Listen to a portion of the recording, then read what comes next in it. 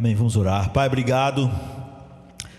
Esse dia especial, Senhor Pai, onde cada um pode passar com seu pai, com seus pais, ou então lembrar, Senhor Pai, da dádiva, Senhor Deus, do tempo que Tu nos deste com nossos pais, antes de chamá-los, ó Deus, para Ti. Nós sabemos que todas as coisas, Senhor Pai, devemos aprender muito cedo, Senhor Deus, que todas as coisas que Tu nos dá é emprestado, Deus. Todas continuam pertencendo a Ti, e um dia, Senhor Pai, Tu, Senhor Deus, te chamará de volta, e esse é um grande teste do nosso amor a Ti, Senhor Pai. Se nós temos realmente, Senhor Pai, uma visão de que não temos direito a nada e recebemos tudo por graça, e que, Senhor Pai, a nossa completude está em Ti e não nas coisas que Tu nos dá, nós, ó Deus, alegremente seremos gratos a Ti pelo tempo, Senhor Pai, que desfrutamos de pai, mãe, irmãos, e, Senhor Pai, viveremos para a Tua glória, ó Deus, ansiosos para logo estar, ó Deus, contemplando o Teu Filho amado e todos aqueles que Tu salvaste e chamaste para Ti, e a consumação de todas as coisas. Que a Tua alegria, Senhor Pai, molde cada dia da nossa vida, de maneira que a imagem que seja vista, Senhor Pai, seja a Tua própria beleza. Que nós possamos ser edificados, Senhor Pai, pela Tua palavra. Tire de nós, Senhor Pai, uma pele fina e nos dê uma pele grossa, porque, Senhor Pai, muitas das vezes, Senhor Pai, ó Deus, Tuas palavras doces encantam e dirigem nossos corações, mas temos que admitir que muitas das vezes precisamos, Senhor Pai, de palavras mais duras, e outras vezes precisamos da Sua própria vara, Senhor Pai, mas nós ainda falaremos que Tua vara e o Teu cajado nos consolam, porque sempre operam, Senhor Pai, em nós aquilo, Senhor Deus, que é para o nosso bem e para a Tua glória. É o que nós queremos, Senhor Pai, que aconteça nesta noite, antes de cearmos, em nome de Jesus. Amém. Semana passada eu meditei em Mateus 6, de 9 a 13, que é uma oração que Cristo ensinou a nós, mas nós nos concentramos no versículo 13, que diz: e não nos deixes cair em tentação, mas livra-nos do mal, porque Teu é o reino, o poder e a glória para sempre. Amém. Hoje eu quero olhar para Tiago, mas de certa forma o que eu vou falar é um eco ainda, algo que completa essa meditação. Eu lembro que eu comecei na semana passada contando uma história, que eu li em uma entrevista de um homem que estava na prisão e ia ficar lá na prisão por toda a sua vida, não ia ser solto, ia morrer lá. E ele foi então entrevistado, e eu pude ter acesso a essa entrevista, e ele tinha atropelado um menino numa estrada escura, e ele percebeu, quando sentiu o solavanco no carro e o barulho, que tinha atropelado alguém, e ele, em vez de, deu aquela parada, mas em vez de parar e realmente ir socorrer, mesmo que só depois que você vai socorrer, você vai saber se a pessoa vai sobreviver ou não, Ele parou, mas ele teve aquele instinto de acelerar e ir embora no lugar escuro, e o menino morreu no escuro. E porque ele não parou, outros carros passaram sobre aquele menino. É uma história triste. Então, se ele tivesse parado, no mínimo outros carros não atropelariam o menino, e o menino, é óbvio, teria a chance de sobreviver ou não, nós não sabemos, mas era o que se esperava. E depois de uma longa investigação, esse homem foi descoberto, Eu estava falando, eles encontraram algumas evidências, e eles foram fazendo a investigação, mas durante aquele tempo todo ele não se entregou, ele não,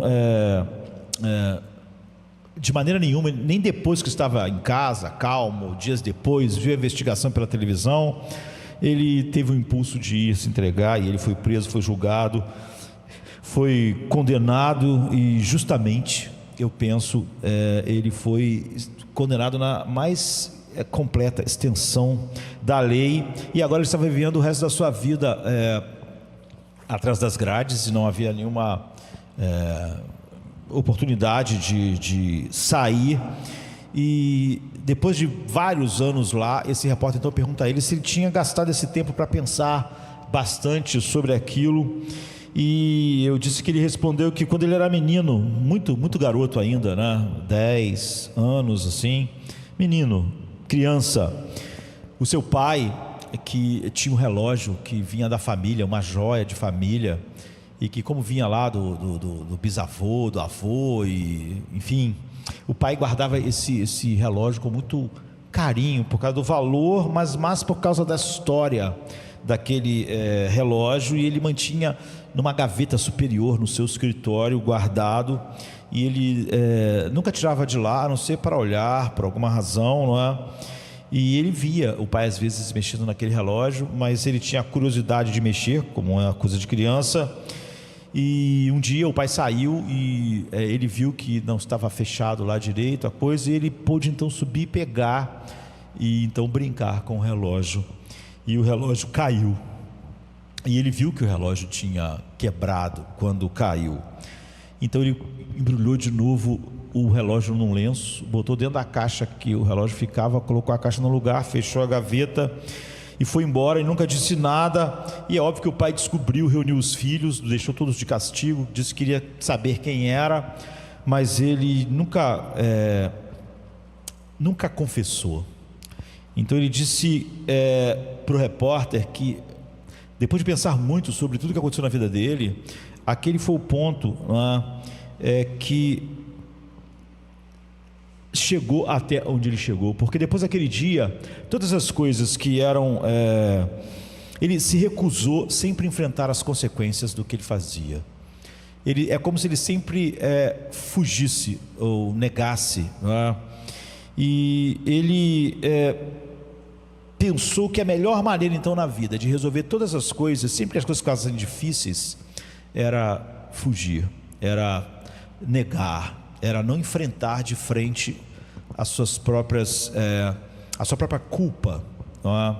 E ele disse como ele fez isso e continuou fazendo isso à medida que ele crescia, se tornava jovem, um jovem adulto, que ele casou. E então o primeiro impulso dele era a mentira ou a negação, e nunca enfrentar a situação. Ele diz: sempre que eu era chamado para dançar a música da culpa, eu nunca dancei ela.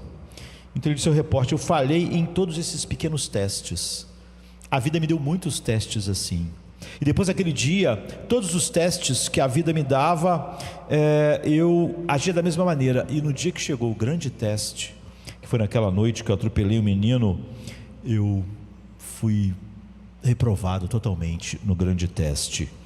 Então ele disse que aquilo foi então criando nele o quê? Uma falta de integridade, não é? Uma covardia foi sendo incubada e crescendo, até que naquele dia, naquela noite, ele simplesmente fez o que ele já fazia continuamente, não é? Fugir. E a gente viu então que Cristo diz que a vida então está cheia de testes assim. Deus põe esses pequenos testes em nossas vidas, essas pequenas provas, e a gente às vezes faz a mesma coisa, ou seja, o mesmo padrão acontece. Nós negamos a realidade e nós começamos a dar nomes a esses padrões em nossas vidas, e nós agimos quando esses testes pequenos aparecem, né? Que não vão ter grandes consequências aparentemente. Então nós falamos que é estresse, nós encontramos algum nome no humanismo secular, alguma explicação que a psicologia dá para as minhas atitudes. Então eu continuo agindo, e em vez de eu ir a Deus, enfrentar as realidades do meu coração, as realidades dos meus relacionamentos, minha realidade de como eu ajo e reajo diante de Deus e para com Deus, eu não faço isso, e eu vou sendo reprovado nesses pequenos testes, até que eu sou finalmente reprovado num grande teste. Há sempre dias maus, e há sempre o que nós podemos chamar de o dia mau. Então a gente viu nesse sermão que o seu verdadeiro problema não são as circunstâncias, não são as pessoas, seu verdadeiro problema não é a sua infidelidade, infelicidade e a qual você atribui muitas vezes as maneiras que você reage. Seu verdadeiro problema não é o sofrimento, seu verdadeiro problema é o pecado. E você não pode atribuir o seu pecado a ninguém, porque o seu pecado é o seu pecado mesmo, e ele gera culpa, e você tem que se relacionar com isso verdadeiramente, não é? Mas esse é o drama, e a gente vai olhar para Tiago hoje, o drama que nós vivemos hoje. Jean-Jacques Rousseau tem uma frase, né, que ficou famosa, que o ser humano nasce bom e a sociedade o corrompe. E essa frase faz você logo perceber que as ações do ser humano, ele está dizendo, não passam de um reflexo do meio. E o sujeito, o indivíduo, ele vive e se constrói nesse meio, e então ele é só o resultado desse meio. E muitas pessoas vão dizer que não acreditam nisso, não é? Os cristãos de maneira geral vão dizer que não acreditam nisso, e aqueles cristãos que realmente se debruçam sobre as verdades vão falar sobre a depravação total. Mas quando nós falamos sobre a depravação total, nós então falamos claramente que todos os problemas da nossa vida saem e fluem de nós mesmos. Mas não é o que acontece quando a prática acontece. Hoje você vai ver toda a espécie de cristãos que falariam isso, mas eles estão sendo realmente dirigidos pelo humanismo secular. Eles sempre atribuem alguma coisa coletiva ou maior às suas falhas, os seus pecados, o seu não crescimento, a sua infantilidade. Eles só repetem a frase de Rousseau, não é?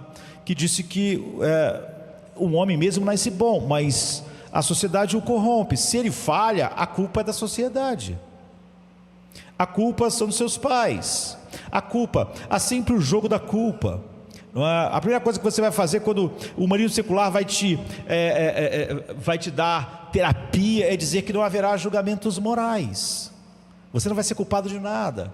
Tudo que você falar, tudo que nós queremos é que você não se sinta culpado. E as pessoas ficam muito ofendidas quando dizem assim: essa pessoa me fez eu me sentir culpado, porque isso é quase que uma heresia em nossos dias. Não queremos nos sentir culpados, e quando nos sentimos, queremos uma explicação como a de Jean-Jacques Rousseau. Então você vê que hoje a gente gosta do coletivo para ser responsável pelos nossos fracassos. Eu gosto dessa entrevista que essa pessoa deu ao ser condenada para o resto da vida, porque ele não encontrou, ao andar para trás e ver, porque ele chegou até ali, ele não encontrou um coletivo, ele encontrou ele mesmo. Ele disse: olha, quando eu era criança, é óbvio que ele não tem uma visão teológica, né? Mas ele pelo menos não foi pelo caminho que naturalmente as pessoas vão. Ele disse: quando eu era criança eu agia assim, eu fui o responsável, e comecei esse ciclo de coisas que terminaram nisso. Eu sou o único responsável pela minha ruína. Você pode pensar que alguém podia admitir isso, mas ainda assim tentar escapar do gancho, porque ele podia dizer assim: culpa do meu pai, porque meu pai não deixava a gente ver o relógio direito, meu pai negava a gente aquele acesso, e isso gerou em mim então aquela curiosidade infantil. Ou ele podia fazer pior, não é? Como é muito comum quando nós queremos encontrar nossa culpa em outras pessoas ou em coletivos. Ele podia dizer assim: eu não confessei naquele dia, não confessei que eu tinha quebrado o relógio. Por quê? Porque meu pai é uma pessoa austera, meu pai era duro. Ou então meu pai não me passou confiança para eu confessar sem sentir medo. Se eu senti medo aquele dia que eu tinha mexido no relógio e quebrado, é culpa do meu pai. Era a forma como meu pai me levou até ali que fez eu ter medo. O meu medo se originou nas atitudes dele, e como ele não era um pai acolhedor e etc., então eu tive o impulso de negar porque eu tive medo. Muitas pessoas vão achar esses argumentos muito, muito válidos, mas Adão se escondeu de Deus quando pecou. Por quê? Porque Deus não era um bom pai? Porque Deus era muito austero? É óbvio que Adão se escondeu por causa da maldade do seu próprio coração, porque sentiu o peso da culpa. porque fez a mesma coisa.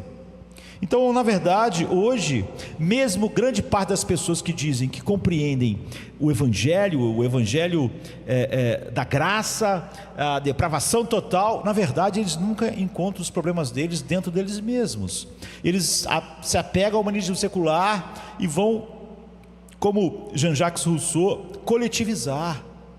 Eu não sou o que devia ser espiritualmente, só pode ser culpa da igreja, ou dos meus irmãos, ou da criação que eu tive quando era pequeno. Eu não consigo me deleitar em Deus, certamente eu tenho problemas na alma, marcas, traumas, etc, etc, que me impedem. Eu não sou responsável, eu não sou culpado disso. E a gente viu como Jesus diz que o que você devia temer não é a prova em si, que quando você ora a Deus, Senhor, se tu não tirar a dor, se tu não tirar a aflição, se não, tu não deres alívio nessa provação, tire o mal dela, mas livra-nos do mal nessa, porque eu sei que quando eu tenho dor, quando eu tenho consequências, quando eu passo por essa experiência, por aquela, há um mal nela, se eu não reagir a ela como uma prova, não é? Ela vira uma tentação, e o mal flui, e isso flui de mim mesmo. Então a gente quer ver hoje como uma finalização para isso, Tiago 1:12-18, e a gente pode olhar para todo o sofrimento em nossa vida de uma maneira só. Não importa que tipo de sofrimento, se ele é físico, se ele vem da sociedade, se vem das pessoas que se relacionam mais próximas conosco, se vem de qualquer lugar. Aqui do verso 12 ao 18 do capítulo 1 de Tiago, diz assim: bendito é o homem que persevera sob provação.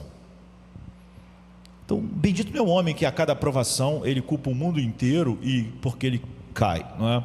Bendito é o homem que persevera sob provação, porque depois de aprovado receberá a coroa da vida que Deus prometeu aos que o amam. Ninguém, ao ser tentado ou testado, como no versículo 12, diga: estou sendo tentado por Deus, pois Deus não pode ser tentado pelo mal, e Ele mesmo não tenta ninguém. Mas cada um é tentado quando atraído e seduzido pela sua própria concupiscência. Então, essa concupiscência, havendo concebido, dá à luz ao pecado. E o pecado, uma vez consumado, gera morte. Não se enganem, porque nós, como aquele homem falou, que fez a vida inteira, somos mestres nisso. Não se engane, não enganem vocês mesmos, né, meus amados irmãos? Toda boa dádiva, todo dom perfeito vem do alto, descendo do Pai das luzes, em quem não há mudança nem sombra de variação. De acordo com a sua vontade, Ele nos gerou pela palavra da verdade, para que sejamos como que as primícias de suas criaturas. Então, quando você ouve as palavras do versículo 12, bendito é o homem que persevera sobre provação, teste, não é? Você está ouvindo um eco do que era ser, um cristão judeu nas igrejas às quais Tiago estava escrevendo há 2000 anos atrás. O eco era esse: testes, testes, testes, testes, testes. Alguns eram pobres, muito pobres, porque eram pobres mesmo já, ou porque ao se converter eram perseguidos de tantas formas que mesmo se tinham posses antes, acabavam se tornando pobres, sem recursos. Então eles eram pobres, vestiam roupas muito humildes, e eles não tinham alimento diário adequado, como está em Tiago 2,16. Alguns eram então humilhados quando chegavam assim vestidos, quase maltrapilhos às vezes, e eram mandados ficar sentados lá, em algum canto, não eram tratados da mesma maneira com quem estava melhor vestido. Tiago 2,3. Alguns deles eram arrastados aos tribunais por pessoas ricas. Tiago 2,6. Algum deles, por causa disso, da operação dessas coisas deles, então a Bíblia, Tiago diz que eles viviam às vezes em brigas e contendas, e as pessoas falavam mal deles. Tiago 4,1 é o anterior, e Tiago 4,11. e eles eram fraudados em seus salários. Às vezes os patrões deles os fraudavam e davam a eles menos do que era justo ou o combinado. 5:4. Alguns foram condenados e alguns foram assassinados por causa da sua vida com Deus. Tiago 5:6. E muitos estavam doentes, cheios de enfermidades. E todas essas pessoas, todas elas, algumas pessoas sob o humanismo secular, todos nós somos vítimas de tudo. Essas pessoas estão sofrendo por várias coisas. Você vê por doenças físicas, por pessoas que estavam maltratando elas, por serem às vezes tratadas com discriminação porque eram muito pobres. Não importa, estavam sendo defraudadas no salário. Você vê que alguns foram assassinados, estavam perdendo suas vidas, seus bens, sendo presos. É um monte de sofrimento aqui, e ele é muito variado. Mas Tiago fala a mesma coisa para todo mundo. Ele não disse que eles seriam um produto dessas coisas. Tiago está dizendo algo muito diferente do que você dizer assim: olha, mas por que acontece isso comigo? Por que me trataram daquele jeito? Por que aconteceu aquilo? Então, as pessoas me fazem coisas que fazem eu ser desse jeito. Tiago não. Tiago pega todas essas coisas, e todo mundo foi instruído a serem pacientes na aflição. Tiago 5:7 e 10. Então, geralmente nós pensamos no livro de Tiago como um livro de fazer, não é?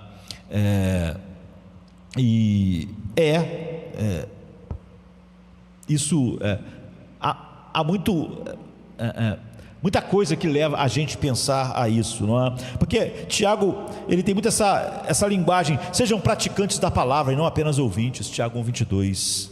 Abandonem a ira. Tiago 1:19. Parece muito fazer mesmo, né? Se livrem de toda a imundície e de toda a maldade no coração de vocês. Tiago 1:21. Não sejam parciais, não é? Tiago 2:1. Evitem todo adultério e todas as coisas que não são assassinato, mas que é a mesma coisa quando você faz isso com a língua, com o seu coração odiando, né? Tiago 2:11. Domem suas línguas e usem ela para bênção e não para maldição. Tiago 3:8 e 10. Abandonem toda inveja, abandonem toda ambição egoísta. Tiago 3:16. Sejam pacíficos, gentis, abertos à verdade, imparciais, sejam cheios de misericórdia e bons frutos, colhendo uma safra de justiça. Tiago 3:17 e 18. Aprendam a orar como uma esposa que ama o seu marido, ou seja, Deus. Que sempre a sua oração seja a oração como uma esposa que ama o seu marido, e não como uma esposa adúltera que usa a generosidade e a bondade do seu marido para contratar amantes. Ou seja, que a tua oração não sejam pedidos a Deus para ter coisas que substituam Ele na sua vida, dizendo a Ele que essas coisas vão dar a você o que Ele não pode dar, que isso é ser um adúltero. Tiago 4:13-4. Sim, é um livro de praticar a palavra, a gente pode dizer assim. Ou seja, uma fé operante, uma fé que não é morta, uma fé que realmente é uma nova vida, impulsionando você. Mas o que esse texto do capítulo 1 e todo o livro nos pressiona a perceber é que todas as exortações de Tiago são escritas para pessoas cujas vidas são caracterizadas por sofrimento, por muito sofrimento. Para essas pessoas estão sendo ditas essas coisas. Está dizendo que o caminho com Deus é um caminho doloroso. E se você é o tipo de pessoa que abraçou o humanismo secular e explica as suas reações pelo que te acontece, você simplesmente não pode continuar caminhando aqui. Que realmente o evangelho, diferente do humanismo secular, não vem e diz: olha, você é o resultado de tudo que as pessoas fazem, tudo que a vida faz com você. Você, coitado, não poderia agir de maneira diferente.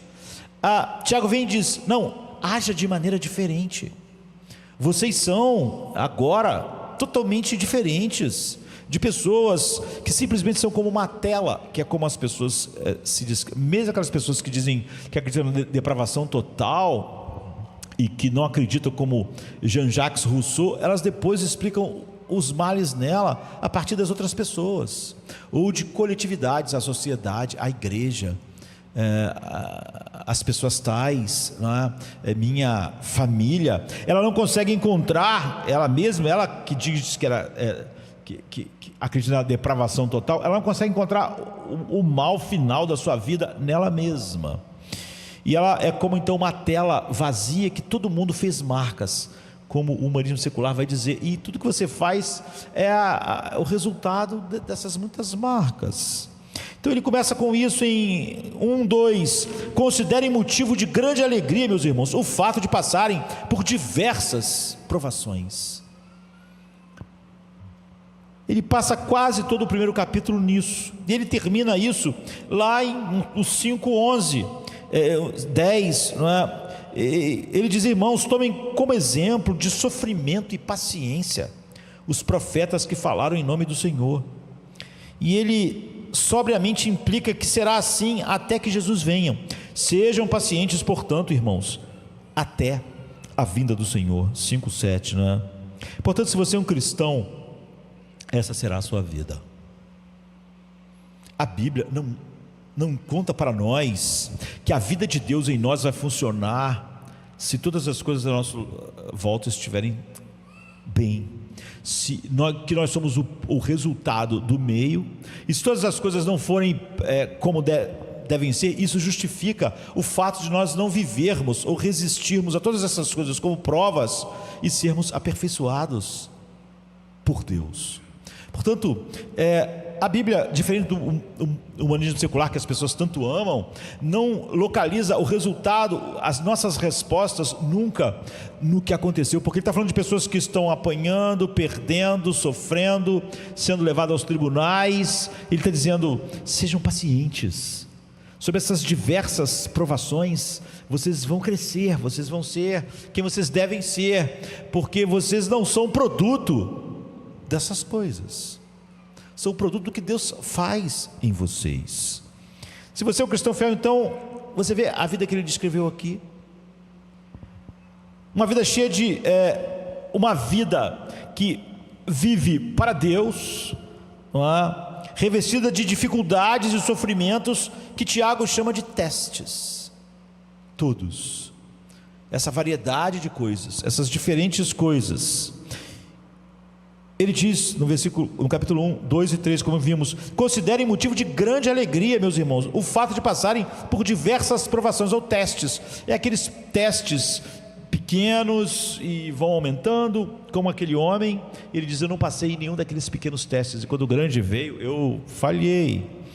Ele está dizendo: considerem motivo de alegria passar por essas provações e testes, pois vocês sabem que a prova da sua fé produz perseverança. O contrário de eu ser o produto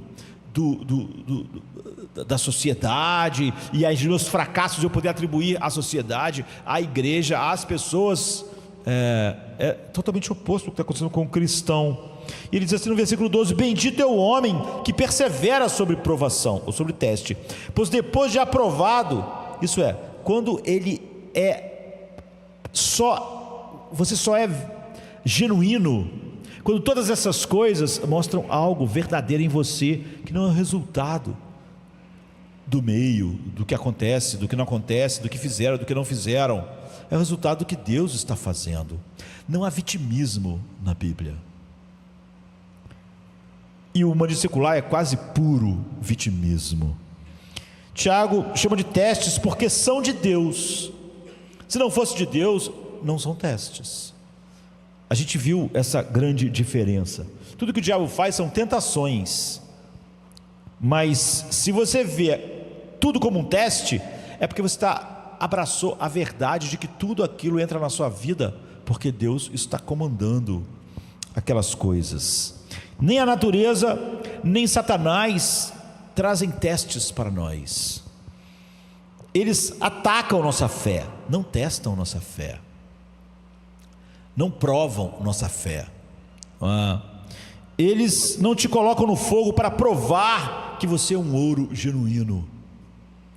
Satanás visa devorar, não refinar. O seu objetivo sempre é devorar, é sempre um objetivo destruidor. E nós sabemos que essa é a maneira como Tiago pensa sobre o sofrimento, porque no capítulo 4, 13 a 15, ele diz assim: ouçam agora, vocês que dizem, hoje ou amanhã iremos a tal ou tal cidade, passaremos um ano ali, faremos negócios e ganharemos dinheiro, ou seja, todas as coisas comuns da vida. Em vez disso, vocês deveriam dizer: se o Senhor quiser, viveremos. Se o Senhor quiser, faremos isto. Se o Senhor quiser, faremos aquilo. Isso quer dizer o quê? Se o Senhor quiser, todas as situações da vida ou não vão acontecer. Por exemplo, se eu viver até o final desse culto, é porque o Senhor assim o quis. Mas se eu morrer antes do fim dessa mensagem, ou antes do fim desse culto, é porque o Senhor quis assim. E portanto será um teste totalmente sábio para minha esposa se eu não estiver vivo até o final do culto. É assim que ela deve viver. Cedo ou tarde, um dia, a minha esposa terá que lidar com o teste de eu morrer. Será um teste. Será comandado por Deus. E ele vai além: se eu fizer isso ou aquilo, é porque o Senhor quis. Se eu, no meio desse sermão, esquecer completamente o encadeamento de ideias que eu estou pregando e não conseguir terminar a mensagem, isso será do Senhor.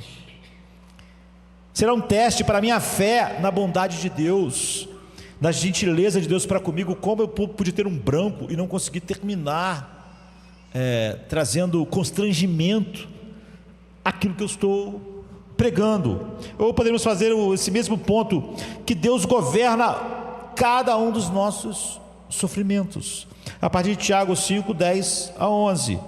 Como exemplo de sofrimento e paciência, vocês ouviram falar da perseverança de Jó e viram o propósito do Senhor. Telos, propósito. Kyrio, Senhor.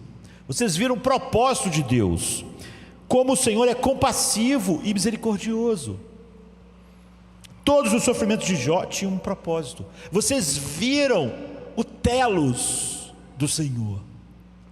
Vocês viram que nenhum dos sofrimentos dele, por mais absurdos que parecessem a princípio, aquela chegada de um após outro, dizendo que uma desgraça nova aconteceu, vocês viram o propósito de Deus. Nada daquilo estava sem propósito, ou despido de propósitos. E o propósito era de Deus. Vocês viram o propósito do Senhor, como está em Jó 42, 11. E o objetivo era o quê? Todos aqueles testes não eram duros, maus, eram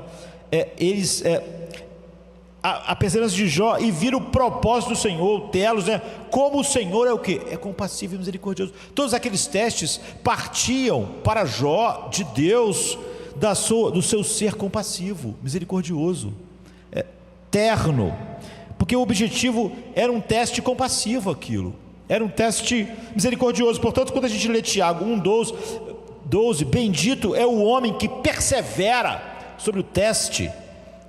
Tiago quer que a gente entenda que o teste é do Senhor, nunca de Satanás. Satanás tenta, o objetivo dele é destrutivo. Já o objetivo de Deus, ele é que comanda todos os acontecimentos, sem exceção, mas todos eles são um teste. E esse teste sempre visa provar algo genuíno em nós, expandir algo genuíno em nós. E a gente vai ver como todos os versículos de 12 a 18 são só destinados por Tiago, na verdade por Deus, para nos ajudar a ver nossas vidas como abençoadas, como tudo isso faz parte da bênção de Deus na nossa vida, com a mais profunda e longa felicidade, visando a mais duradoura, profunda felicidade, por causa desses vários testes que Deus coloca em nossa vida. Você vê que realmente um cristão não é chamado para ser alguém que precise de um ambiente, de uma sociedade, ou de pessoas perfeitas à sua volta para crescer e ser cada vez mais o que Deus quer, é o contrário. Portanto, você não pode injetar nada do humanismo secular sem destruir a base pela qual um cristão cresce, porque você se torna uma vítima, porque você vai começar a localizar suas falhas em cada teste nas outras pessoas, ou nas circunstâncias, e não em você. Então há a bênção sem fim através dos testes. Em outras palavras, Tiago diz: estou prestes a exortar vocês, e ele faz isso 5 dezenas de vezes na carta dele, há 62 imperativos no grego, a ser praticante da palavra. Como você vence os testes? Você é um praticante da palavra. Você não é uma vítima da sociedade, da cultura. Todos os males finais da sua vida você localiza em você mesmo, não é? E é disso que Deus está, é com isso que Deus está lidando. E nós estamos cientes de que somos chamados, você, eu, para viver esse modo de vida orientado para Deus, orientado para a glória de Deus, orientado para o deleite em Deus, no meio das coisas que Deus chama de testes. Você não pode usar os testes como desculpa para o seu fracasso, porque é óbvio que não eram os testes, não são os testes que é todo tipo de sofrimento que fazem um homem fracassar.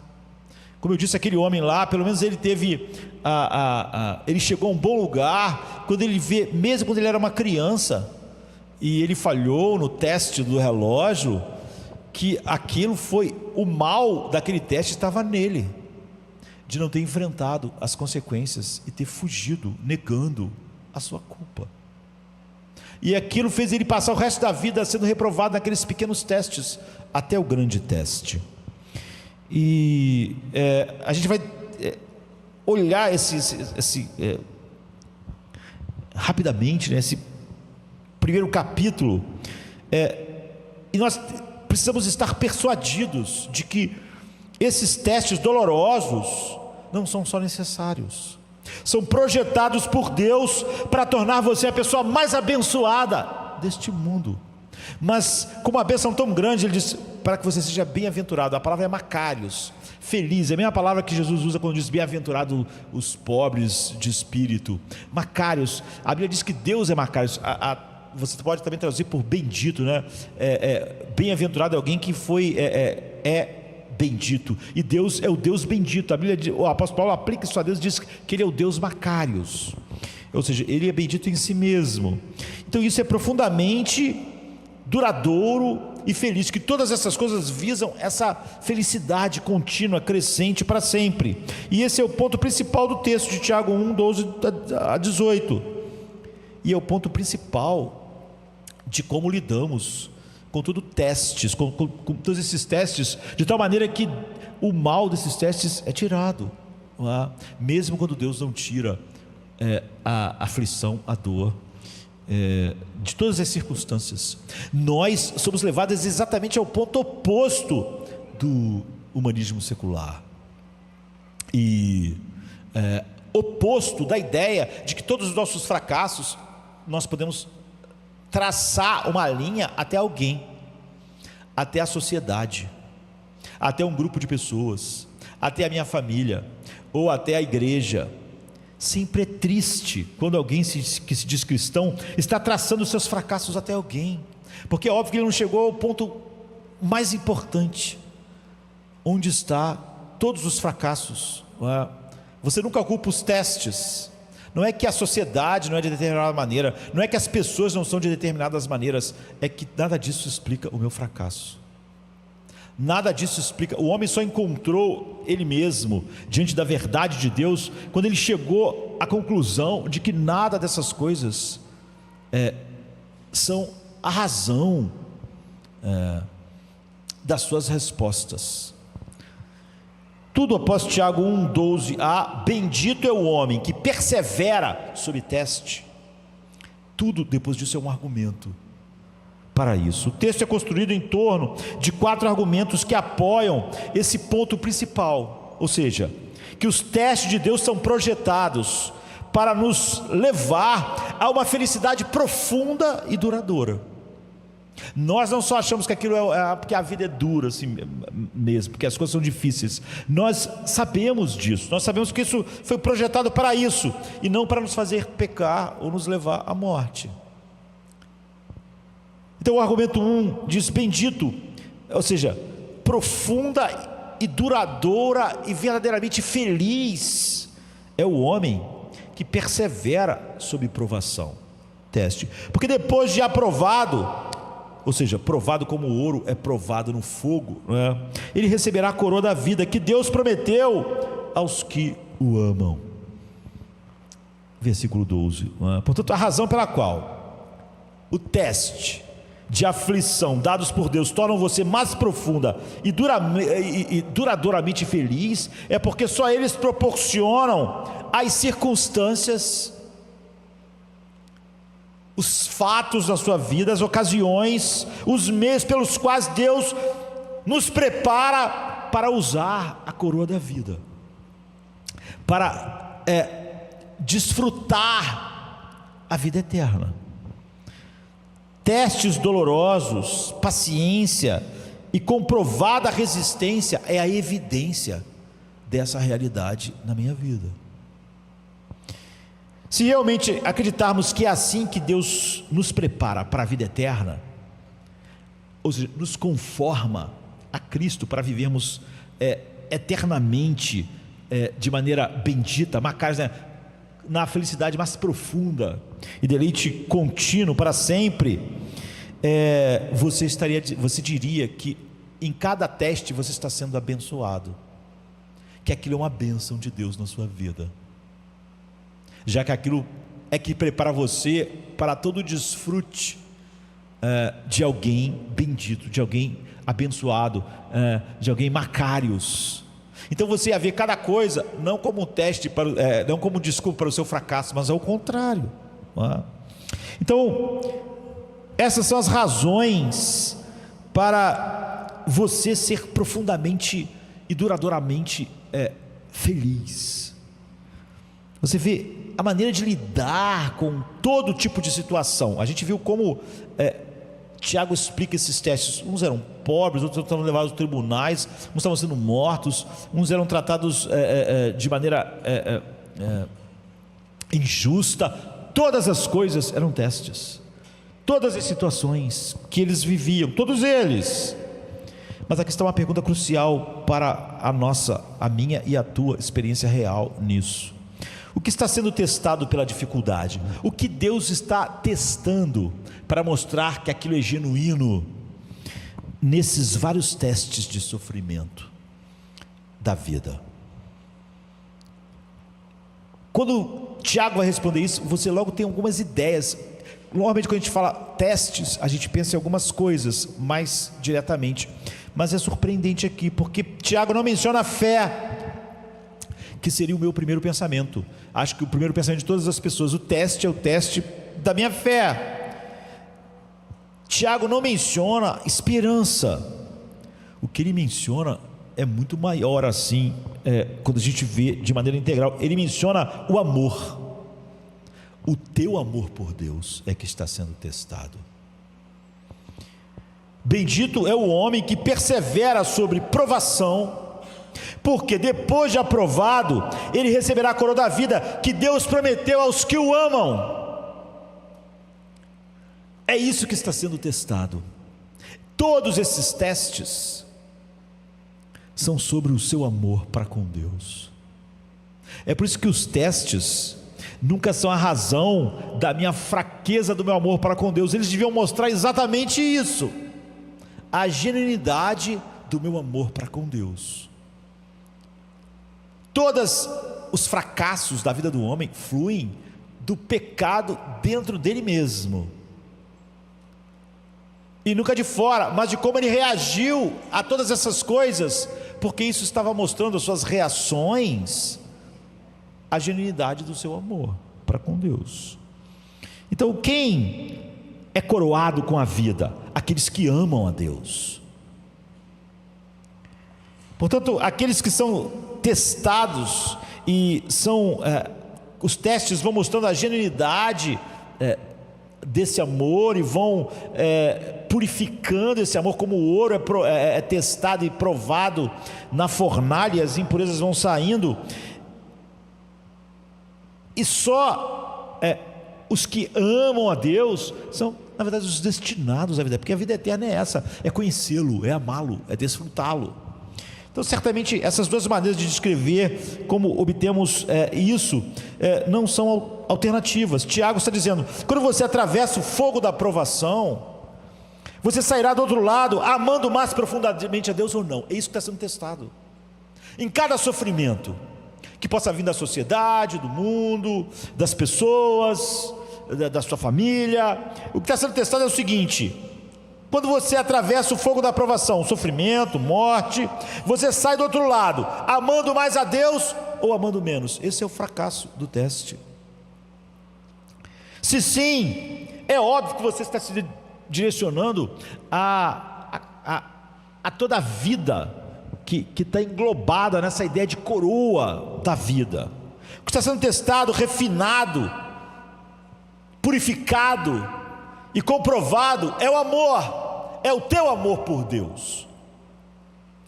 Valorizar Deus, desfrutar Deus, estimar Deus, ser e estar satisfeito com Deus. Portanto, é isso que os testes deviam mostrar.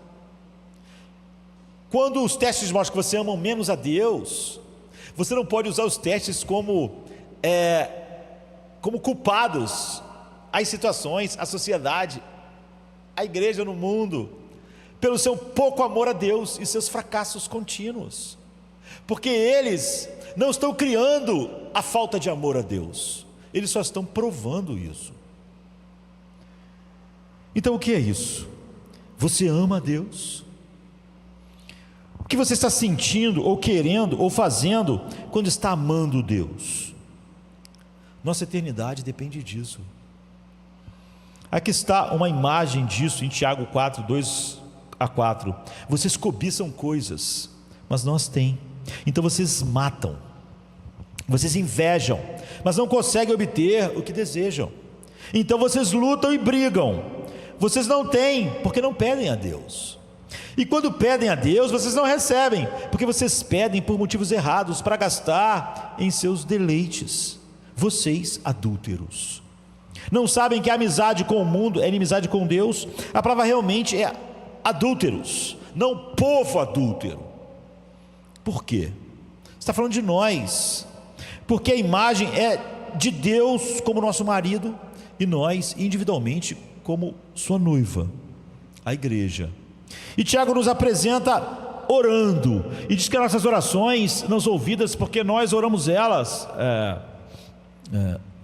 nós pedimos mal, porque nós estamos indo ao nosso marido generoso, que é Deus, estamos pedindo a Ele coisas,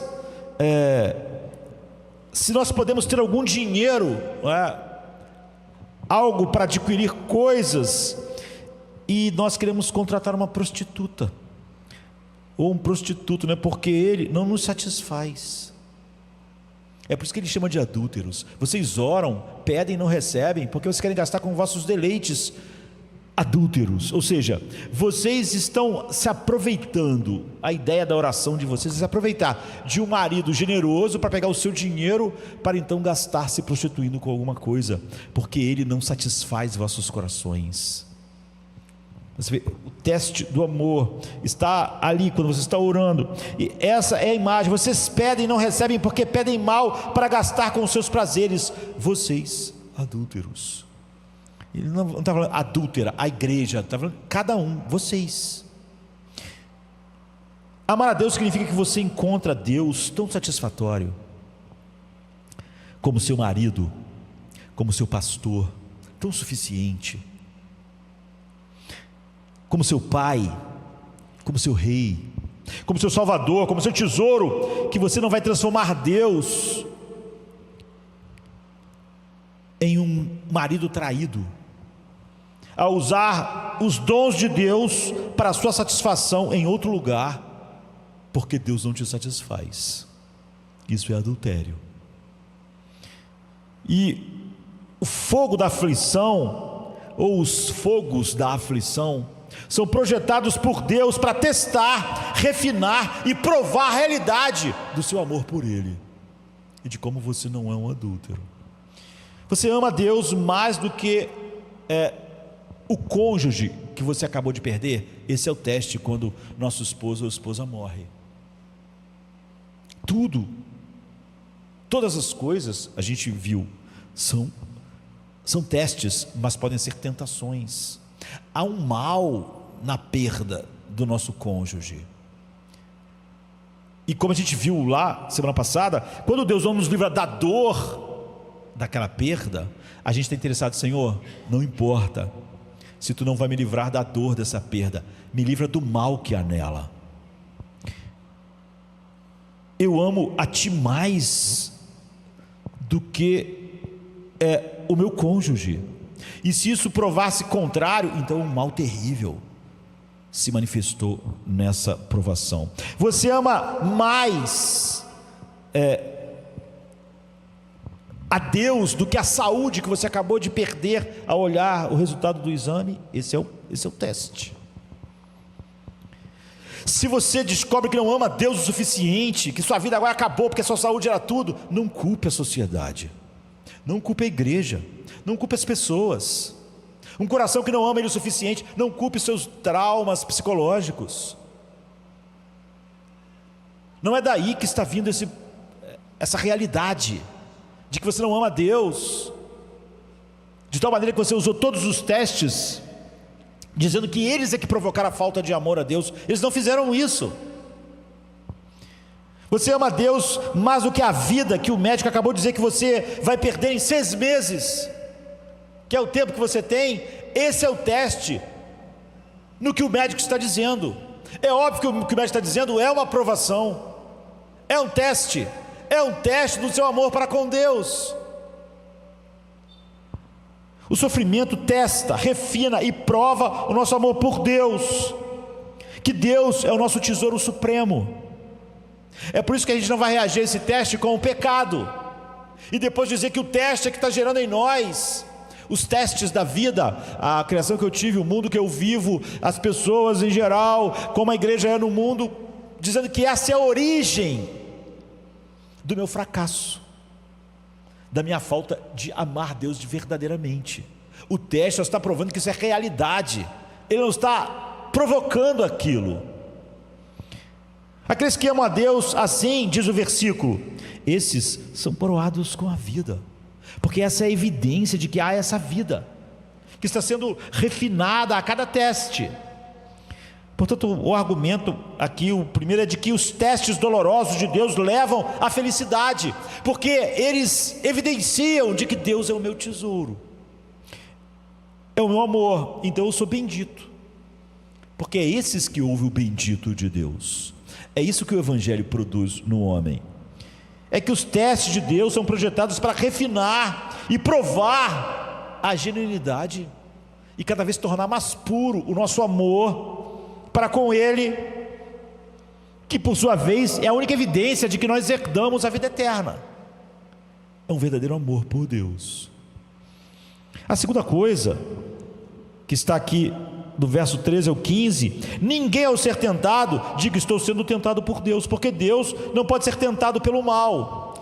É impossível Deus ser tentado pelo mal, e Ele mesmo não tenta ninguém, mas cada um é tentado quando é atraído e seduzido pela sua própria concupiscência. Então essa concupiscência, havendo concebido, dá a luz ao pecado, e o pecado, uma vez consumado, gera a morte.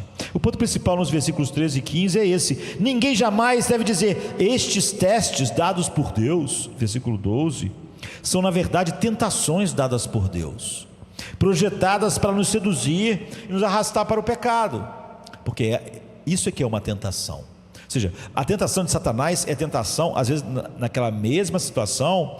Por quê? Porque o propósito de Satanás é mau. Ele quer levar você ao pecado e à morte, mas Deus nos coloca em todos os testes da vida e o seu propósito sempre é bom.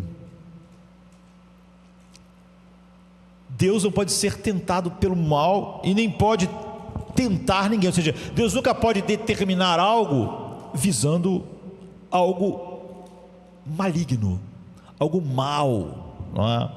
Então a razão pela qual não devemos dizer isso é porque simplesmente não é verdade. Ou seja, você não pode culpar nada ou ninguém nos que são testes, mas você também teria se você começar a culpar todas as pessoas pelos seus fracassos, você também vai culpar Deus. Como disse aquele menino, ele podia ter dito: olha, eu só reagi mal, eu reagi mal mesmo. Porque é assim que às vezes as pessoas admitem sua culpa, transferindo. Eu agi mal porque papai era duro. Se eu confessasse que eu quebrei o relógio, ele ia me castigar. Ele nunca me deu uma sensação de confiança a ponto de eu confessar. E então você vê, você transferiu a sua culpa para o pai. Ou Adão podia dizer, e Adão tentou fazer, transferir para Deus a culpa, dizendo: tu me deste isso, tu me colocaste isso, aconteceu isso, como se Deus tivesse tentado ele. Mas feito exatamente o que Tiago diz: a essência do humanismo secular é eu me vitimizar, dizer que eu sou o resultado do que a sociedade faz, do que todos fazem, e eu sou uma vítima. Todos estão fazendo isso, todos então são culpados pelo mal em mim, e depois eu finjo que acredito na depravação total, quando eu estou dizendo, quando declaro essa doutrina, que todo o mal em mim tem origem em mim mesmo, que se não houvesse o mal em mim, o mal fora de mim não podia gerar o mal em mim. Portanto, a maneira como os versículos 13 e 15 argumentam a favor do ponto principal, os testes são para nos tornar profundamente felizes, duradouramente felizes. Eu vejo as aflições assim, é provar que esses testes não são projetados para seduzir ao pecado e à morte. Ou seja, eu não acredito em nenhuma intenção de Deus que não seja produzir verdadeira felicidade quando todos os sofrimentos entram na minha vida. O que torna a conexão entre o versículo 12, Deus nos testando, e os versículos 13 e 15, Deus não está nos tentando. Difícil para os tradutores, como eu falei, é que as duas palavras que a gente usa em português, provar e tentar, no original é a mesma palavra no grego. Não, os tradutores tentaram então botar essa coisa tentar e provar para ficar mais fácil para nós, quando no grego você sempre vai ter que olhar só o contexto para entender, porque a palavra é a mesma. Então todos nós aqui em Jardim da Luz, se olhássemos ou pudéssemos olhar para o texto em grego,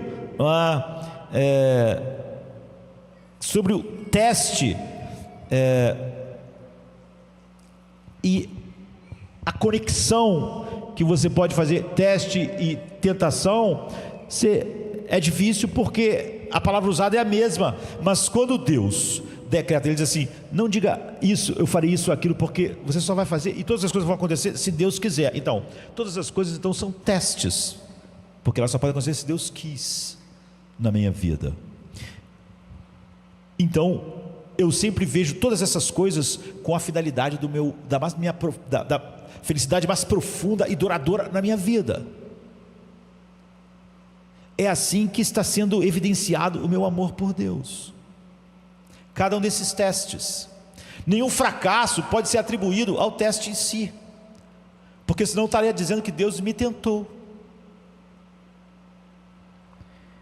Aqui está o que é importante para nós. No versículo 13, a gente poderia dizer assim, podia traduzir assim: ninguém ao ser testado diga que Deus está me tentando,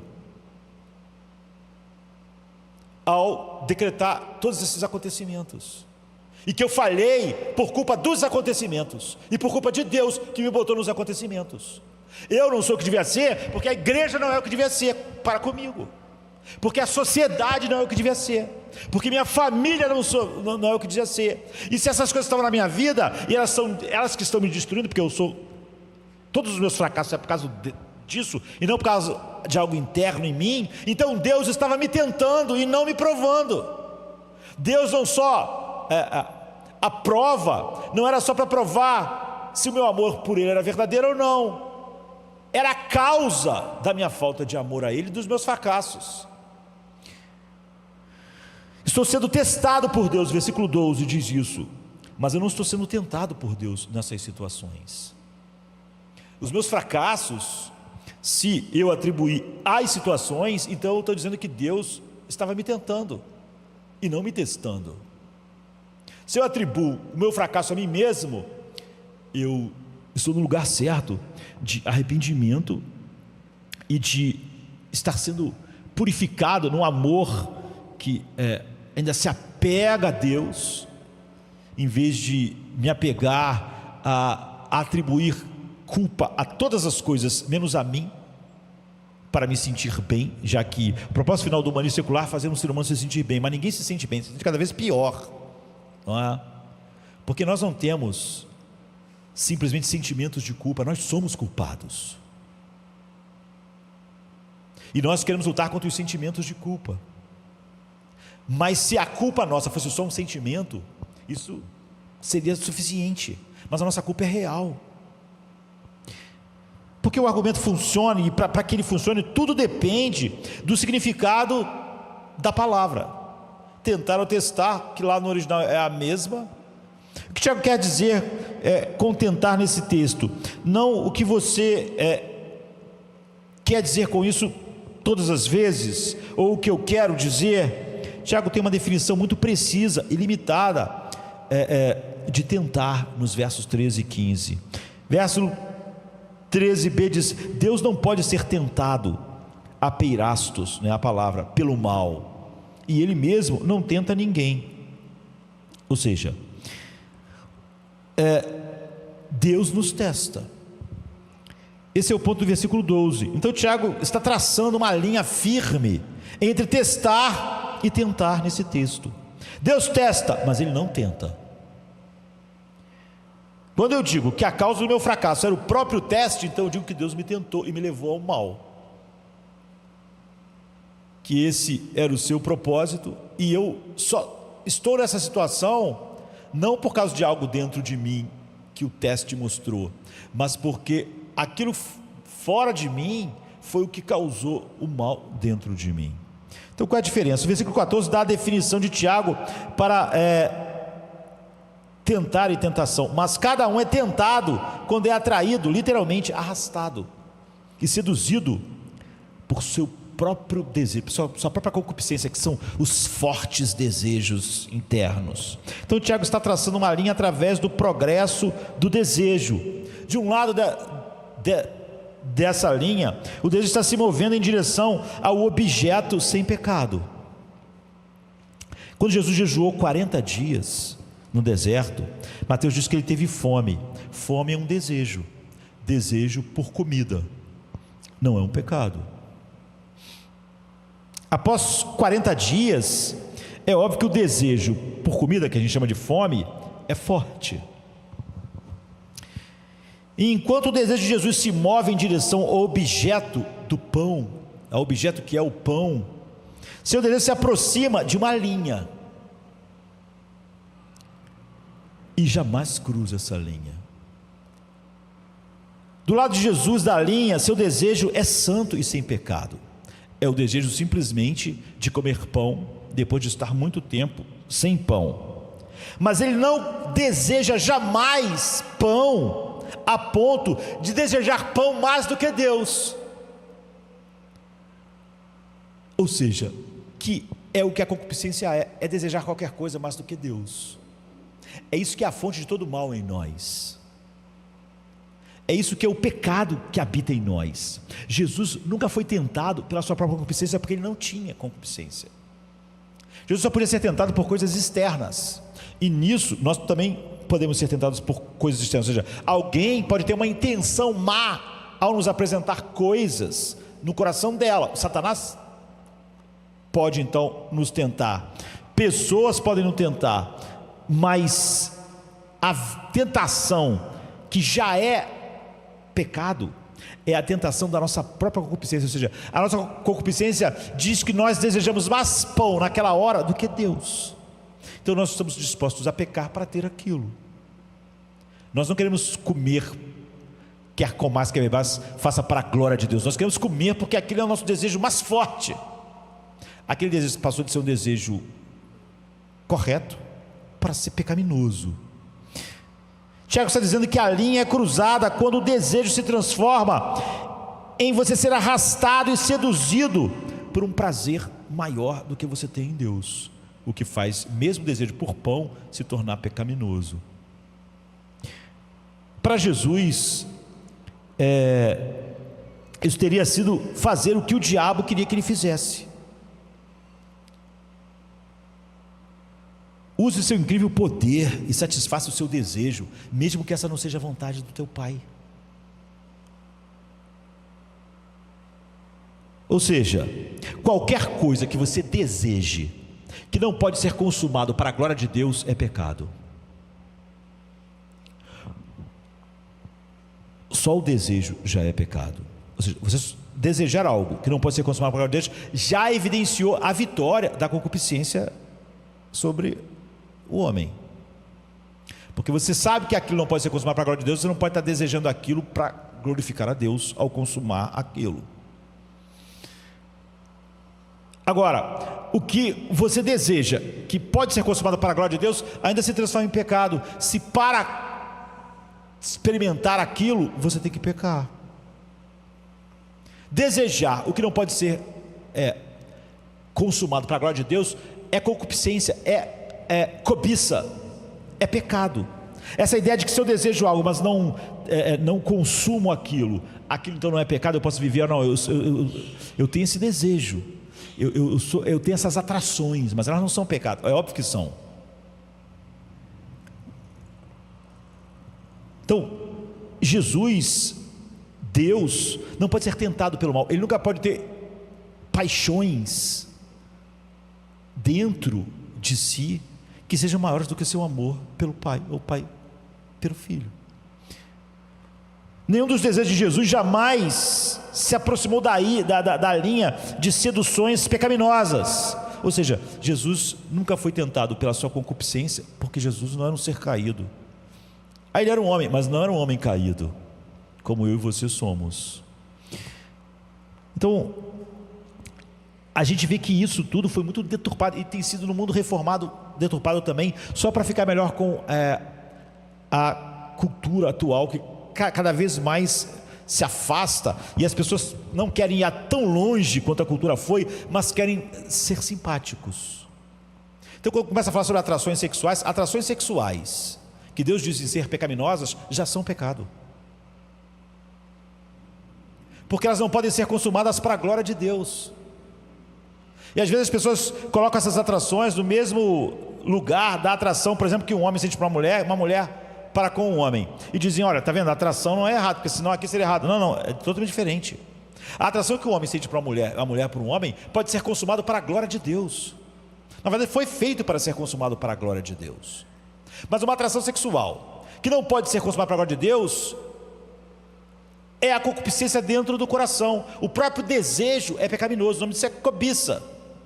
Um dos 10 mandamentos é: não cobiçarás, que é o desejo pecaminoso, quando aquilo que eu desejo,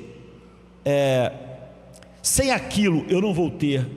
Se aquilo é lícito, ou seja, pode ser consumado para a glória de Deus, mas sem aquilo eu não tenho mais alegria em Deus. Minha alegria em Deus depende daquilo, ou seja, aquilo produz mais alegria para mim, pelo menos eu tenho a expectativa de que sim, do que o próprio Deus. Portanto, é cobiça e já é pecado desejar aquilo.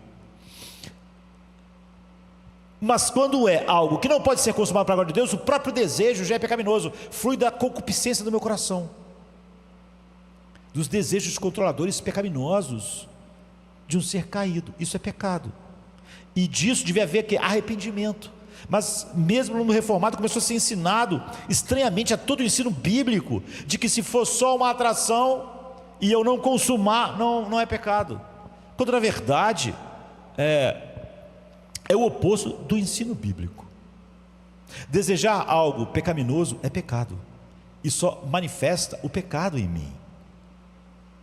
Jesus nunca poderia ser tentado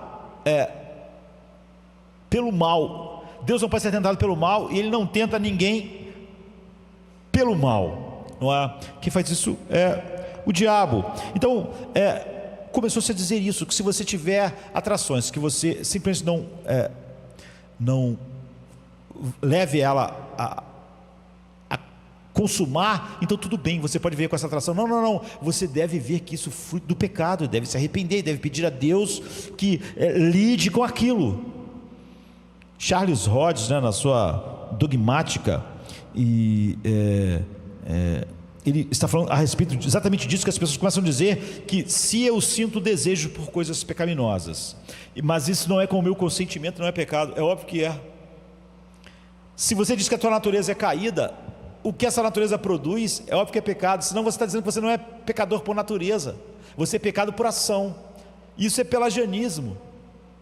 Se só é pecado algo quando eu cometo, então eu estou dizendo que eu só sou pecador por atos. Ou seja, eu só sou pecador quando eu cometi o primeiro ato no mundo, por exemplo, e não nasci pecador, e não sou culpado, porque eu estou dizendo que o que flui da minha natureza sem supostamente o meu consentimento não é pecado, mas na verdade o homem já nasce condenado, porque ele é pecador por natureza. Tudo que flui da natureza dele é pecado,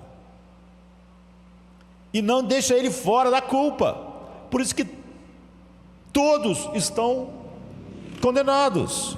Então, Charles Rhodes falando a respeito disso, e é estranho como isso mesmo no Reformado se difundiu, não é? Como se minha orientação para algo pecaminoso e a minha atração não fosse pecado, é algo que eu posso viver tranquilamente, contanto que eu não cometa. E alguém compare com, por exemplo, com uma atração que eu posso consumar para a glória de Deus. Aquilo que é lícito e pode ser feito para a glória de Deus vai se transformar em pecado. Por exemplo, um homem, uma mulher para um homem, se aquilo se transformar em imaginações, fantasias pecaminosas na minha mente. Porque é óbvio que mesmo aquele objeto lícito atravessou a linha de achar que algo é mais prazeroso do que Deus, quando eu sei que aquilo não pode, não está glorificando a Deus, e eu ainda acho que aquilo é mais importante do que Deus.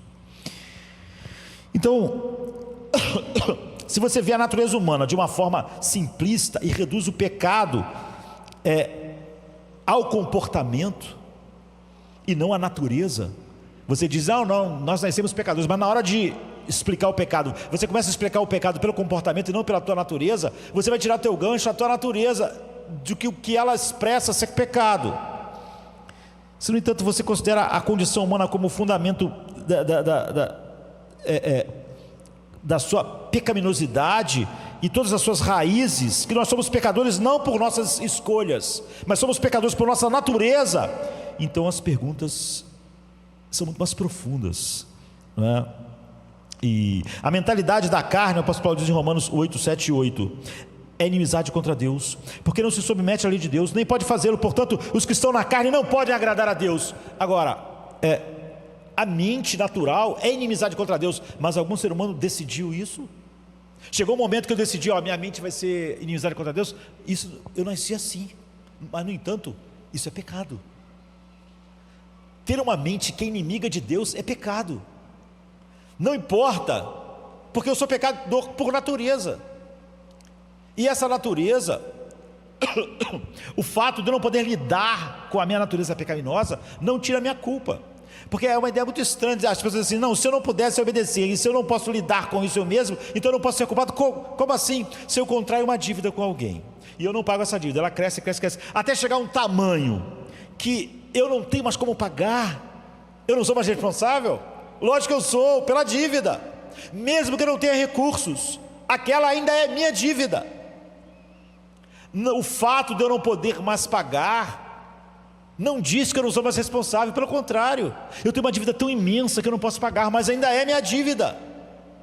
Eu peguei dinheiro, aquilo cresceu, até que não há nenhuma possibilidade de eu pagar, então eu não sou responsável por ela, porque eu não posso pagar. É o oposto, você ainda é responsável, mesmo não podendo pagar. O homem é responsável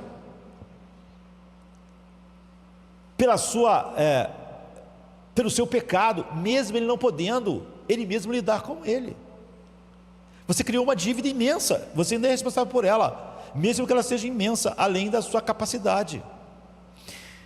Propriamente, que a inimizade contra Deus é o quê? É uma disposição interior. Dela saem todos os meus atos.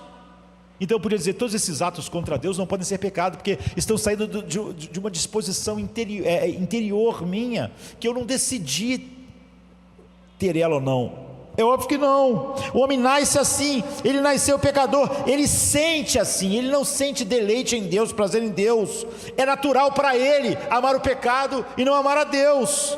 Ele não deliberou, escolheu ser, minha mente será inimizade contra Deus. Alguém diria que é totalmente involuntário, mas essa disposição interior é pecaminosa, e ele está condenado por isso. Todos pecaram e estão condenados, não por escolha. Isso é pelagianismo, dizer que o homem então não é bom ou mal, que ele é neutro, que ele não nasceu caído, que ele não tem uma depravação e ela não é total, não é? E que na verdade é só o ato dele que faz ele culpado, quando na verdade ele é pecador por natureza. E o fato do seu desamor por Deus sair tão profundamente do seu ser, que faz parte da sua natureza, não o torna menos culpado. O homem não é moralmente neutro, não é? Quando alguém, por exemplo, nos faz algo indevido e sentimos raiva, você delibera sentir raiva? Você pensa, sinto ou não sinto raiva dessa pessoa? Como eu vou sentir agora? Eu vou sentir raiva. Aí sente raiva, por isso raiva é pecado? Não, você sente raiva quando o seu ego é tocado, quando o seu interesse é tocado, isso é pecado, mas pareceu tão natural. Assim que essa pessoa fez isso, eu senti raiva. Eu não decidi sentir raiva, simplesmente a minha natureza age assim, então isso é pecado. Senão sua ira nunca seria pecado, sua raiva nunca seria pecado, nada seria pecado. De certa forma, isso é a essência do humanismo secular. Nós transferimos coisas para outros lugares. Parece que brotou naturalmente, mas se o pecado brota naturalmente em você, é simplesmente porque você é um pecador por natureza. Isso não faz de você menos culpado. Exige arrependimento, confissão, consequente mortificação. Agora, imagine se esse sentimento pecaminoso fosse tão dominante, que ele sempre estivesse lá, dominando toda a sua vida. É óbvio que você não é um homem regenerado. Então, toda a questão é se realmente vemos a condição humana como fundamentalmente pecaminosa, se somos pecadores não apenas por escolhas, que isso é o pelagianismo, e toda a defesa do livre-arbítrio vai acabar caindo aqui, dependendo de todas as nossas respostas a essas questões, não é? Então Charles Hodge diz assim: atribuímos caráter moral a princípios que precedem cada ação voluntária e que são totalmente independentes do poder e da vontade. Nós nos responsabilizamos não apenas pelos atos deliberados da vontade, isso é, por atos de autodeterminação deliberada, que suponha tanto o conhecimento quanto a vontade, mas também os atos emocionais e impulsivos, que precedem toda deliberação, ou seja, cada ato emocional meu, impulsivo, porque alguém fez algo, eu sinto raiva, eu sinto isso, é pecado, mesmo que é óbvio, eu não deliberei sentir aquilo flui naturalmente, mas flui da minha natureza pecaminosa. E não apenas para tais atos impulsivos, mas também para princípios e disposições, ou estados imanentes da mente, pelas quais seus atos impulsivos ou deliberados são determinados. Quando o homem é convencido do pecado, não é tanto dos atos específicos da transgressão que sua consciência o condena, quando pelos estados permanentes da sua mente, seu egoísmo, sua verbosidade, maldade, sua ingratidão, sua incredulidade, a inimizade da mente contra Deus, a dureza do coração, sua falta de afetos corretos, de amor a Deus, de zelo por Cristo e de benevolência para os outros. Esses não são atos, eles não são estados mentais sobre o controle da vontade. E, no entanto, no julgamento da consciência, que não podemos silenciar ou perverter, eles constituem nosso caráter e são apenas o motivo da nossa condenação. Então, Rhodes, ele não deixa simplesmente essa explicação nua, ele faz um claro argumento a partir das Escrituras para mostrar essa realidade. Ele diz: a negação, portanto, de que disposições ou princípios distintos dos atos possam ter um caráter moral, subverte algumas das doutrinas mais claramente reveladas nas Sagradas Escrituras. A doutrina principal que ele tem em mente é a doutrina do pecado original.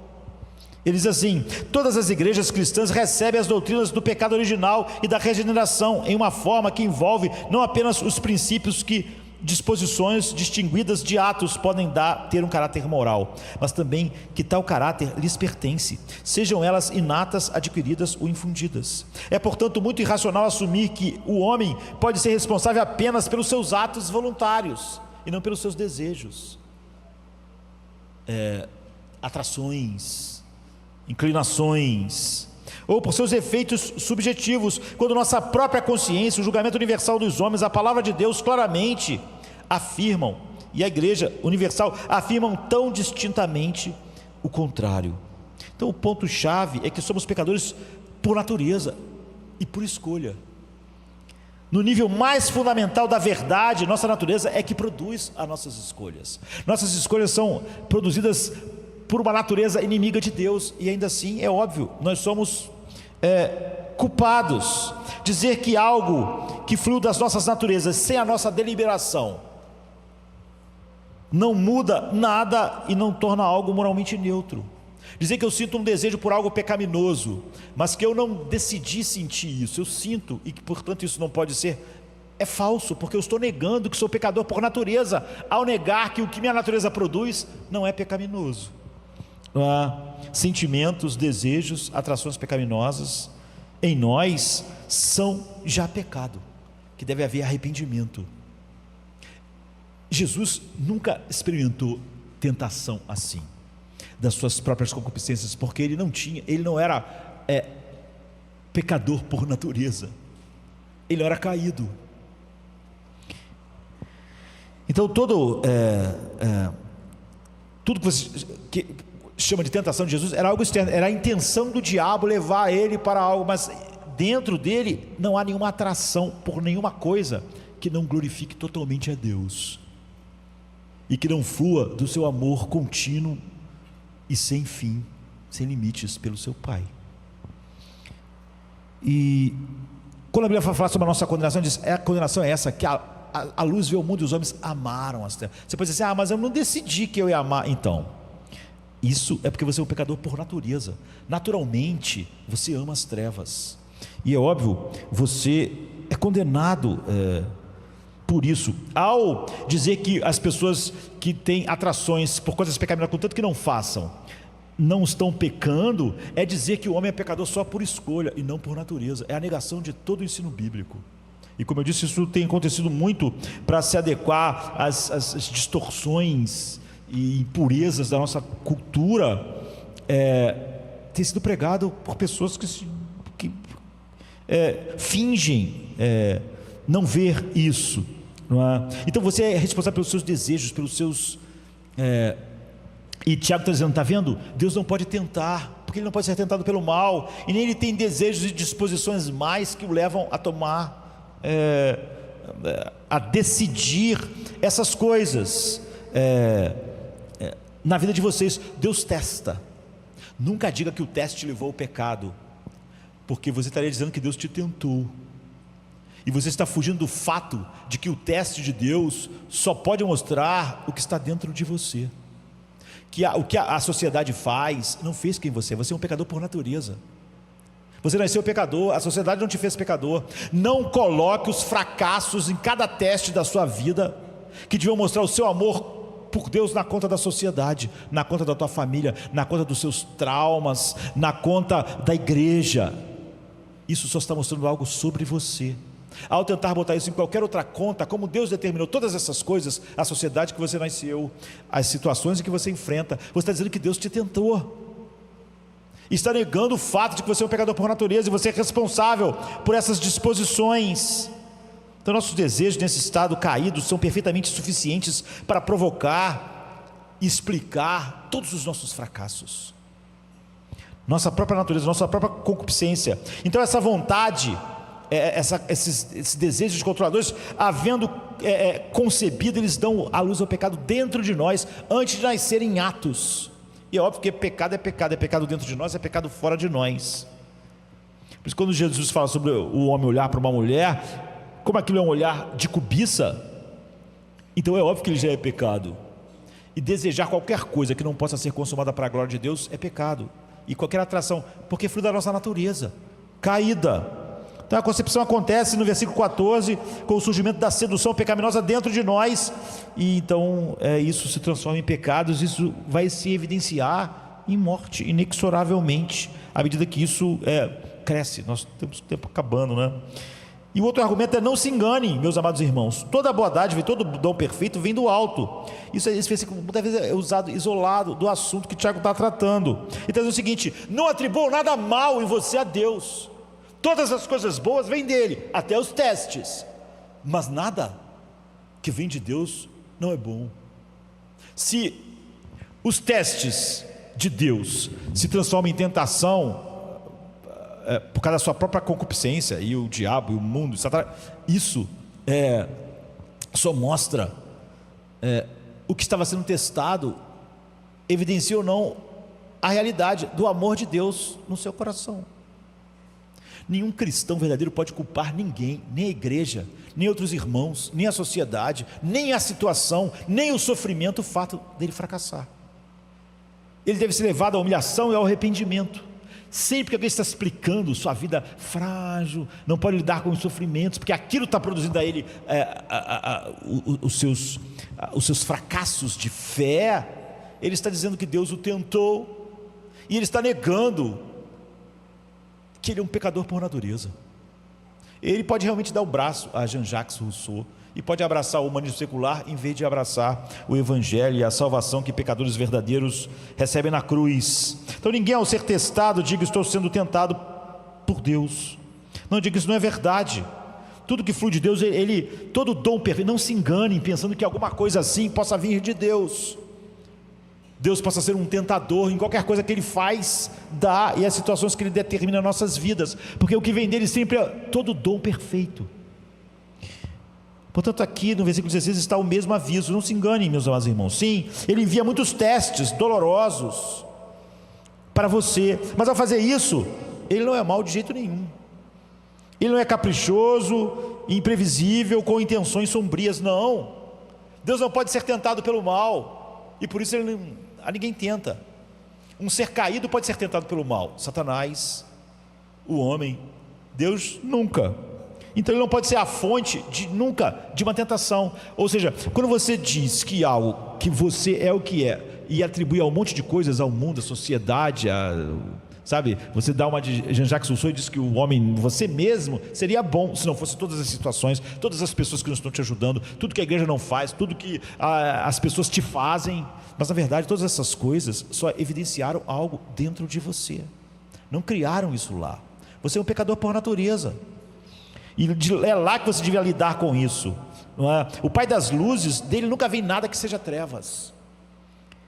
E o final aqui: de acordo com a sua vontade, Ele nos gerou pela palavra da verdade, para que sejamos como as primícias das suas criaturas. A ligação mais marcante com o anterior é a palavra gerar aqui, porque a concupiscência dentro de nós gera o quê?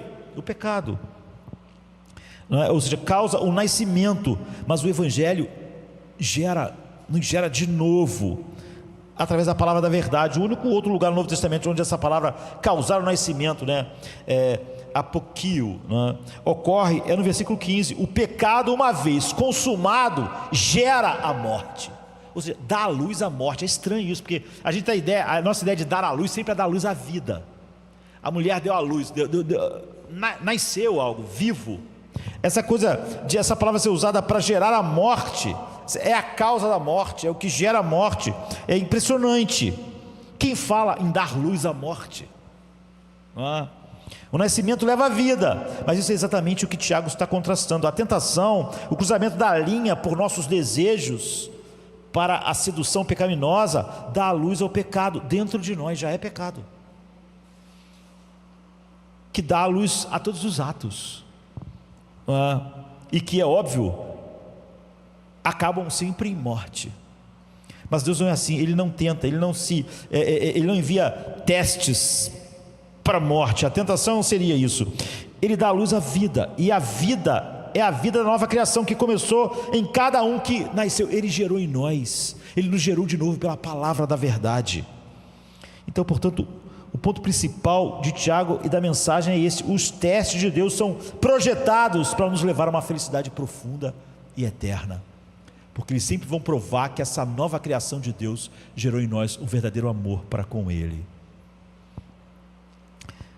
Então o primeiro argumento do versículo 12: todos os testes de Deus são projetados para aprofundar nosso amor por Ele, o que leva à vida, que é a vida eterna, é essa comunhão com Ele.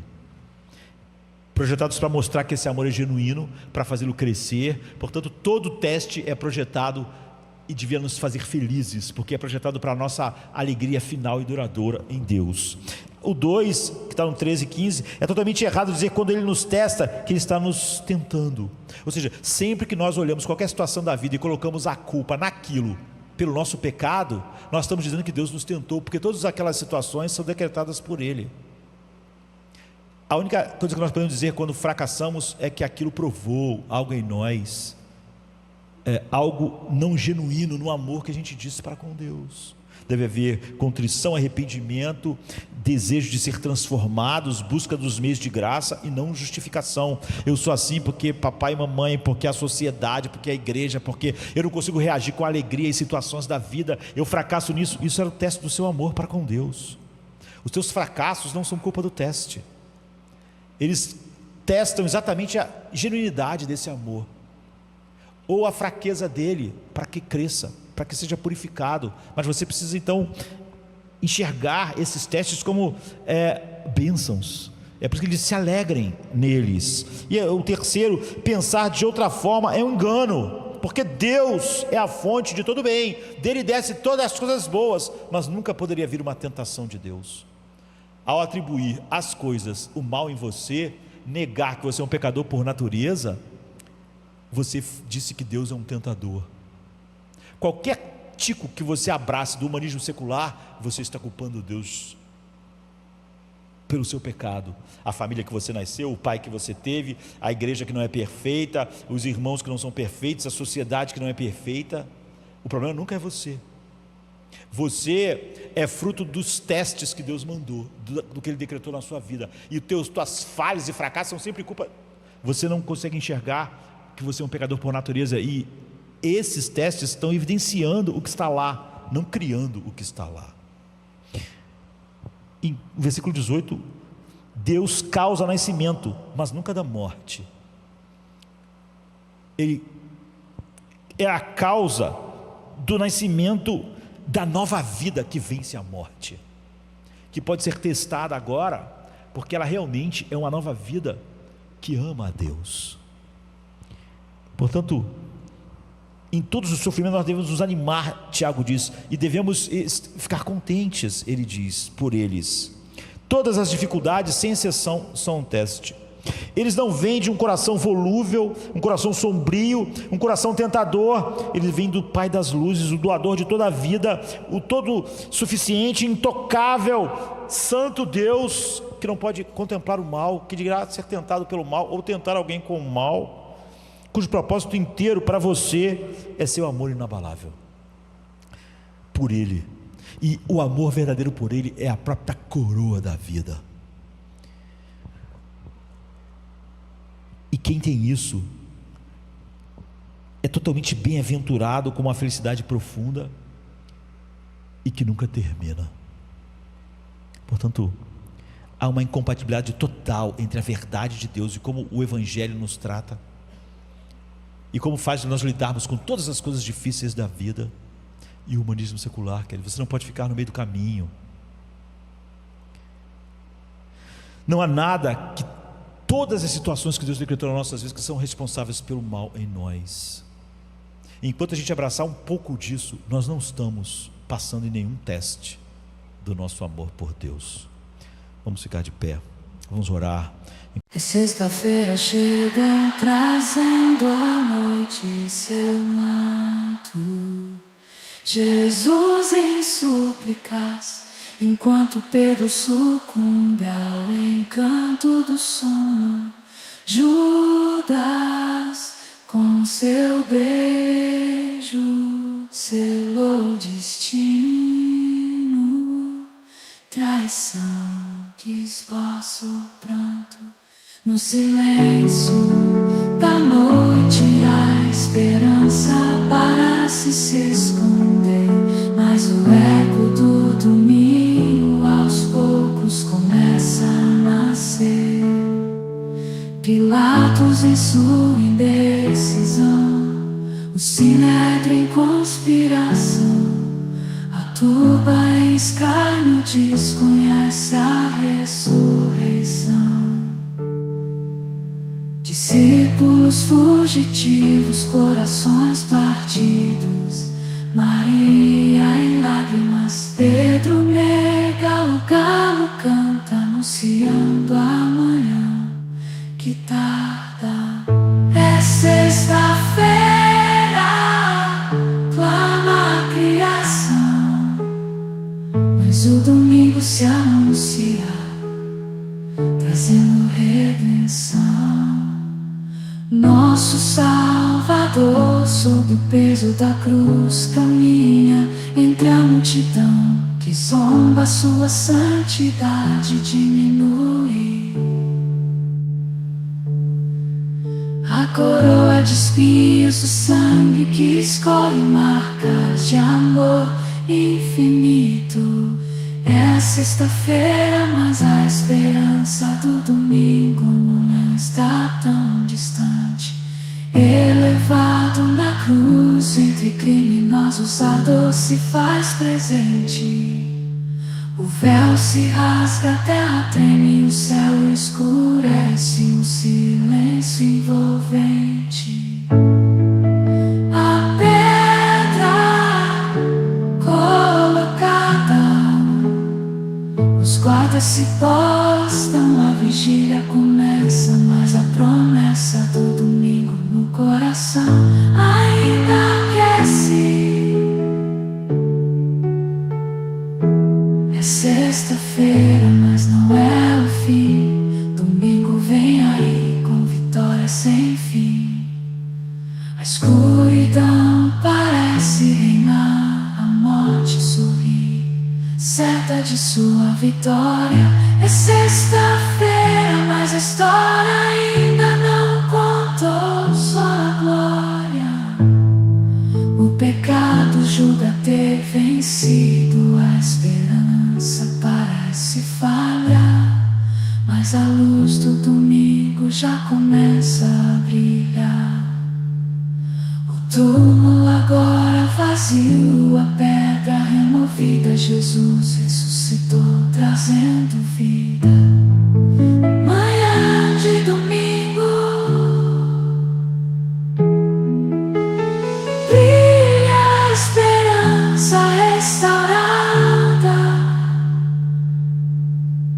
A morte foi vencida, a redenção proclamada.